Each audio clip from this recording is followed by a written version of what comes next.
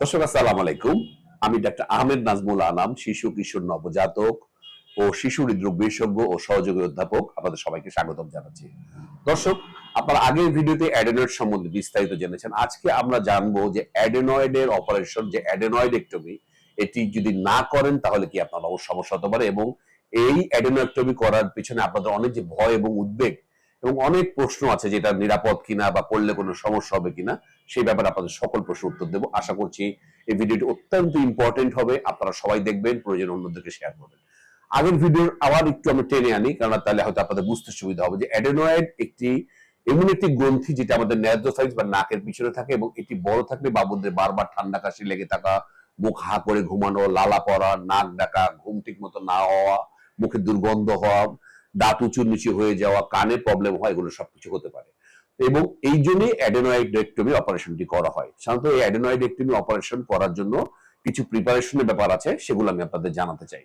তো অ্যাডেনয়েডেক্টমি অপারেশন করার আগে প্রথমে আপনার যে করণীয়, তার মধ্যে প্রথম কথা হচ্ছে, যদি কোনো জ্বর থাকে তাহলে অবশ্যই আপনি আপনার ইএনটি সার্জনকে জানাবেন যে তার জ্বর। সুতরাং জ্বর থাকলে কিন্তু ডাক্তারকে জানাতে হবে, যেটি অনেক সময় অনেক মা বাবারাই বলেন না, ঠান্ডা কাশি বা জ্বর থাকলে বিভিন্ন অপারেশনে তারা বলেন না, তাতে কিন্তু সমস্যা হতে পারে। 2 নম্বর, অপারেশন শুরুর 6 ঘন্টা আগে যখন আপনি ভর্তি হবেন, তখন এক ফোঁটা পানিও আর আপনি খাবেন না। তাহলে 6 ঘন্টা আগে থেকে খাবার দাবার সম্পূর্ণ বন্ধ। অপারেশনটি কিন্তু আমি বলবো যে করতে মাত্র 15 মিনিটের বেশি সময় লাগে না, এবং এটা কিন্তু বাইরে কোনো কাটা ছেঁড়া হয় না। অনেক মারা বলেন, স্যার গলায় কোনো কাটা ছেঁড়া হবে কিনা, এটা এন্ডোস্কোপিক করা হয়। ইএনটি সার্জনরা বিভিন্ন রকম টেকনিক অ্যাপ্লাই করেন, সেটা তার উপরেই, কিন্তু আপনি বাইরে থেকে কিছুই বুঝতে পারবেন না। এটি অবশ্যই জেনারেল অ্যানেস্থেসিয়া দিয়ে করা হয়, অর্থাৎ বাবু কোনো ব্যথা পাবে না এবং তার পুরো ঘটনাটা মনেও থাকবে না। কিন্তু অপারেশন চলা শেষ হওয়া করতে প্রায় 15 থেকে 20 মিনিট লাগে, কিন্তু অজ্ঞান করা, প্রস্তুতি শেষ করা, পুরো অপারেশনে 45 থেকে 50 মিনিট লেগে যায়, এবং এরপরে কিছুক্ষণ রিকভারি রুমে রাখা হয় যতক্ষণ পর্যন্ত জ্ঞান না ফিরছে। তাহলে এই পুরো সময়টা ধরে নিন আপনি, এই সময়টা বাবু ডাক্তারের তত্ত্বাবধানে থাকবে। তাহলে মূল অপারেশন আসলে 45 থেকে 50 মিনিটের ভিতরেই শেষ।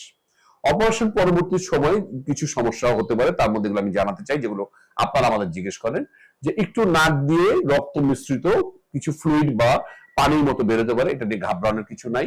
একটু হালকা গলায় ব্যথা হতে পারে, সেটা নিয়ে কোনো সমস্যা নাই। সুতরাং এই ব্যাপারগুলো হতে পারে, সেটা নিয়ে আপনারা বিব্রত হবেন না। আর যেটি প্রবলেম, যে অনেকেই খাবার দিয়ে ফেলেন, এটা বলবো একদম স্ট্রিক্টলি নিষিদ্ধ। অপারেশনের পর ডাক্তার যতক্ষণ না বলছেন আপনি দেবেন না। ডাক্তার সাধারণত ঠান্ডা কিছু দিয়ে শুরু করেন, ঠান্ডা আইসক্রিম, ঠান্ডা কোনো খাবার, সেগুলো দিয়ে শুরু করেন। পরে এগুলো খাওয়ার পর আস্তে আস্তে করে আমরা উঠাতে থাকি। আমরা বলি একটু ঠান্ডা সুজি, একটু হালুয়া বলতে পারেন, বা একটা কলা, এই ধরনের খাবার আমরা দিই। একটু নরম করে ঠান্ডা খিচুড়ি আমরা দিই, আস্তে আস্তে খাই। আপনারা কিন্তু যেগুলো করবেন না তার মধ্যে আপনারা অবশ্যই ভাজা পড়া কিছু খাওয়াবেন না। যেগুলোতে গ্যাস হয় সেই ধরনের কোনো খাবার দেবেন না। এমন কোনো খাবার দেওয়া যাবে না যেগুলো গলা জ্বলতে পারে, সেগুলো দেওয়া যাবে না। এবং অবশ্যই টমেটো কেচাপ জাতীয় খাবারগুলো দেওয়া যাবে না। অপারেশন করে সাধারণত পরের দিনই ছেড়ে দেওয়া হয়, সুতরাং এটি একটি ব্যাপার। কিন্তু যেটি সমস্যা হচ্ছে, অনেক মাই মনে করেন যে অপারেশন হওয়ার পরে বোধহয় আমার বাবু কালকে থেকে আর নাক ডাকবে না বা মুখ হা করে আর ঘুমাবে, আর সেটা হবে না। এটা কিন্তু হবে না, এটা চেঞ্জ হতে সময় লাগবে। কারণ বুঝতে পারছেন যে অনেকদিন ধরে কিন্তু তার অভ্যাসে চেঞ্জ হয়েছে, তার মুখের আকৃতিতে চেঞ্জ হয়েছে। এগুলো আস্তে আস্তে আস্তে আস্তে ঠিক হতে থাকবে। আর অপারেশনের পরে আমরা বলবো পরবর্তী 7 দিন স্কুলে যাবে না, 7 দিন পর থেকে স্কুলে যাবে। এবং কিছুটা সময় আমরা বলবো যেগুলো ভারী খেলাধুলা, দৌড়ঝাঁপ, যেগুলো আঘাত লাগার সম্ভাবনা আছে, সেগুলো থেকে একটু বিরত থাকতে হবে। তা আমি মনে করছি দর্শক, যে অনেকেই আছেন, অনেক মা বাবা আমি দেখেছি যে অ্যাডেনয়েড অপারেশন লাগবে শুনেও বারবার পিছিয়ে যাচ্ছেন, ভয় পাচ্ছেন। আমি বলবো এটা একটি নিরাপদ অপারেশন। সকল অপারেশনের যেগুলো সাইড ইফেক্ট আছে, একটু ব্লিডিং হওয়া, একটু অ্যানেস্থেসিয়া হ্যাজার্ড, সেগুলো তো এই অপারেশন থাকবে, এটা তো সব অপারেশনই আছে। কিন্তু এই যে যদি পিছিয়ে যান, বাবুর কিন্তু পার্মানেন্ট ক্ষতি হতে পারে। বাবুর কান একদম নষ্ট হয়ে যেতে পারে, কারণ এই অ্যাডেনয়েড বাবুর কানে প্রবলেম সৃষ্টি করে, কানে বারবার ইনফেকশন হয়, কানের পিছনে পানি জমে। এবং সাধারণত প্রায় ক্ষেত্রে অ্যাডেনয়েড অপারেশনের সময় কানের একটা অপারেশন, কানে একটা টিউবও ঢোকাতে হতে পারে, কারণ কানে যারা কম শোনে গ্রোমেট অপারেশন সেটি ঢোকানো হতে পারে। অনেকে টনসিলটা একবারে কেটে ফেলে দেন, বা surgeon, ENT surgeon adenoid plus tonsil দুটোই কেটে ফেলে দেন। আমি বলবো আপনি আপনার ডাক্তারের কথা শুনবেন, যদি অপারেশন করতে হয় সেটি আপনি করবেন। যদি একবার কানে ক্ষতি হয়ে যায়, তাহলে কিন্তু এই কান আপনি আর ফেরত পাবেন না।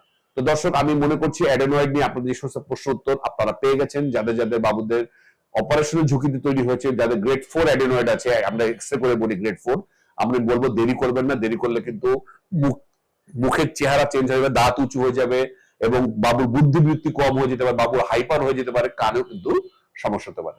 আজ এই পর্যন্তই, পরবর্তী নতুন কোনো টপিক নিয়ে আবারও হাজির হবো। সেই পর্যন্ত বরাবরের মতোই আল্লাহ হাফেজ।